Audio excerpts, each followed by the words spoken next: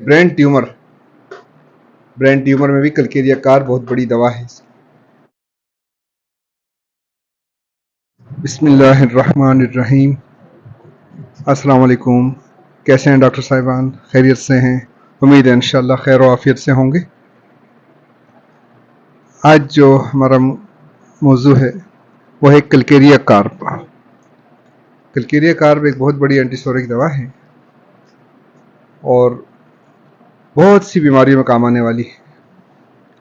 Calcarea carb को समझने के लिए इसके मरीज को देखते ही इंसान को पहचान हो जानी चाहिए कलकेरिया कार्ब आ रहा है, क्योंकि एक तो सबसे पहली चीज़ है फैटी। उसका मरीज मोटा होता है, पिलपिला होता है, उसका रंग साफ होता है, साफ सुथरा रंग का होगा, गोरा रंग का होगा अमूमन, या कुछ थोड़ा हल्का कलर का, और ढीला डाला होता है, लेजी होता है, सुस्त होता है मरीज। मरीज जब आएगा तो आते हुए नजर आ जाएगा कि कलकेरिया कार्ब आ रहा है, पीला है, और अगर देखें तो शायद पसीने भी नजर आ जाएंगे, उसको पसीना ज्यादा आता है उसको। ये बड़ी एक अहम सिम्टम है इसकी, फीट कोल्ड्स एंड वेट। पांव इसके ठंडे होते हैं और ऐसा लगता है गीले मोजे पहने हुए, इतने ठंडे होते हैं। तो ये बड़ी अहम अलामत है। अगर दिमागी मेहनत करेगा तो सर गर्म हो जाएगा इसका और पांव ठंडे होंगे। कोल्ड स्वेट, जिस्म ठंडा होगा और ठंडा पसीना होगा जिस्म के ऊपर, पूरे जिस्म पे भी हो सकता है और कुछ खास हिस्सों पर भी होता है। और सोर स्वेट, सोर्स ये हो गया, इस पे सोर स्मेल्ड डिस्चार्जेस होंगे इसके। जो भी डिस्चार्ज होंगे उसमें खट्टी बू होगी, चाहे ये उल्टी करें, चाहे मुंह से इसके भी खट्टी बू आएगी, इसको पसीना आएगा उसमें भी खट्टी बू होगी, इसको डायरिया होगा तो उसमें भी खट्टी बू होगी, जो भी अखराजात हैं उसमें खट्टी स्मेल होगी उसमें। ये बड़ी अहम पहचान है इसकी कलकेरिया कार्ब की। बोन्स डिजीज, हड्डियां जो है इसकी वो नाक़िस ग़िज़ा की वजह से गैर नशोनुमा याफ्ता होंगी। हड्डियां इसकी टेढ़ी होगी, खुसूसन जो रीढ़ की हड्डी है इसकी वो टेढ़ी हो जाएगी। लंबी हड्डियां जो है इसकी टेढ़ी हो जाएगी इसकी। तो जहां ऐसा बच्चा में मिला है या बड़ों में भी अक्सर होगा तो उसकी दवा हमारे पास कलकेरिया कार्ब होगी। तो ये सारी सिम्टम अगर इसके अंदर आ जाती हैं, मोटा है, सुस्त है, पाँव इसके ठंडे यख हैं और जिस्म ठंडा है इसका, तो इसमें हड्डियों की कोई भी बीमारी आएगी वो इससे इंशाल्लाह कवर हो जाएगी। अच्छा, पित्ते की भी बहुत बड़ी दवा है। गॉल ब्लैडर में स्टोन होंगे, उसमें दर्द होगा, बाज़ औक़ात पित्ते की नाली में स्टोन आके फंस जाता है, उससे ऑब्स्ट्रक्टिव जॉइंटिस हो जाता है, वो बड़ा ख़तरनाक होता है।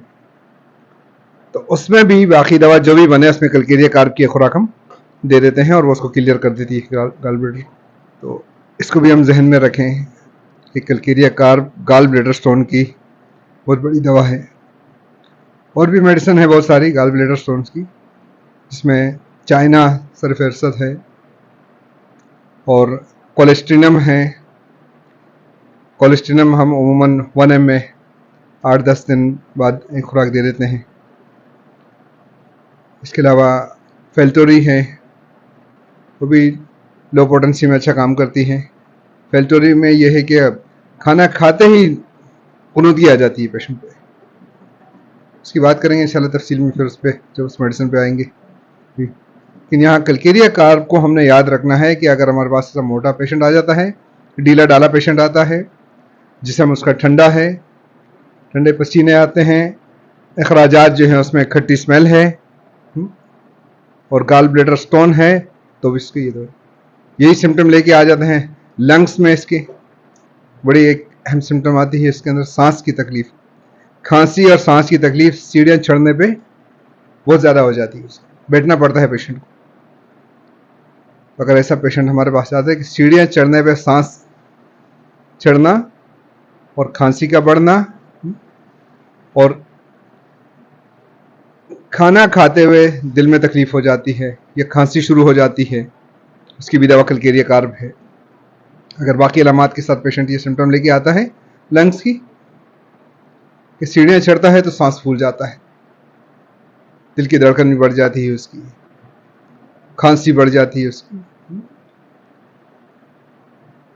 तो हमारे पास दवा कलकेरिया कार्ब आ जाती है। दिल की धड़कन, खाना खाते हुए दिल की धड़कन बढ़ जाती है, और खांसी भी खाना खाने से बढ़ जाती है इसकी, तभी हमारे पास दवा कलकेरिया कार्ब। लीवर एनलार्ज हो जाता है सर, अगर ये बाकी सिम्टम आ रही है तो लीवर के ऊपर भी बहुत ज़बरदस्त काम करती है कलकेरिया कार्ब। हड्डियों की तो है ही बहुत बड़ी दवाई है, क्योंकि हड्डियाँ इसकी नाक़िस ग़िज़ा की वजह से हड्डियाँ बहुत कमज़ोर रह जाती हैं इसकी। बच्चा इसका चलना बहुत देर में सीखता है, बैठना भी उसका बहुत देर में होता है, बैठ भी नहीं सकता है छोटा बच्चा। बच्चों में बहुत ज़्यादा बच्चे हमें कलकेरिया कार्ब के नज़र आएंगे, खूबसूरत बच्चे होंगे, पिलपिले होंगे, सर पे पसीना उनका इतना आएगा कि तकिया के आसपास के पूरा तकिया पीछे भीग जाएगा जब सोएगा बच्चा, और देखेंगे तो उसमें भी खट्टी स्मेल होगी। तो ट्यूमर्स और ग्लैंड्स की भी बड़ी दवा है, जिसम के किसी हिस्से में भी ट्यूमर हो जाए या कोई ग्लैंड जो एनलार्ज हो जाए तो उसकी भी बड़ी दवा हमारे पास कलकेरिया कार्ब है।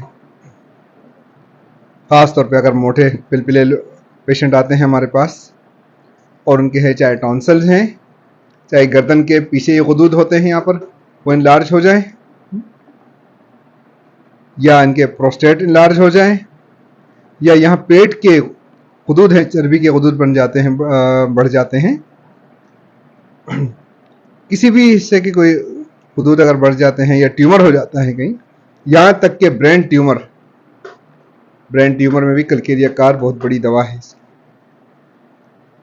और बहुत ज़्यादा इस्तेमाल होने वाली दवा है ब्रेन ट्यूमर में कलकेरिया कार्ब।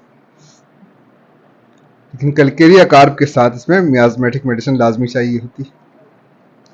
ट्यूबरकुलिनम की ज़रूरत पड़ती है, कार्सिनोसिनम की ज़रूरत पड़ती है, सिवलिनम की भी ज़रूरत पड़ती है इसमें।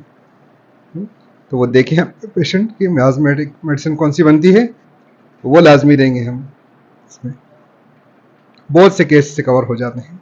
फाइब्राइड, फीमेल पेशेंट्स के अंदर फाइब्राइड के आजकल बहुत केसेस आ रहे हैं, इसमें भी अगर हमारे पास ये सिम्टम आ जाती हैं, फैटी है, लेजी है, पाँव ठंडे हैं, जिस्म ठंडा है, खटास है हर चीज़ के अंदर, अखराजात के अंदर, तो कलकेरिया कार्ब इसमें 30 में भी दी जा सकती है सुबह शाम, 200 में भी 3-4 दिन के बाद एक खुराक दे सकते हैं इसकी, 1 में भी हफ्ता 10 दिन में एक खुराक रिपीटेड दे सकते हैं।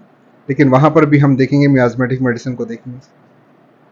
बाज़ औक़ात थूजा की ज़रूरत पड़ती है, मेडो की ज़रूरत पड़ती है, ट्यूबरकुलिनम की ज़रूरत पड़ती है, पेशेंट की हिस्ट्री को देख के और पेशेंट का मियाज़म देख के वो देकर हम मेडिसिन देंगे, तो इंशाअल्लाह ताला बहुत जल्दी काम हो जाएगा।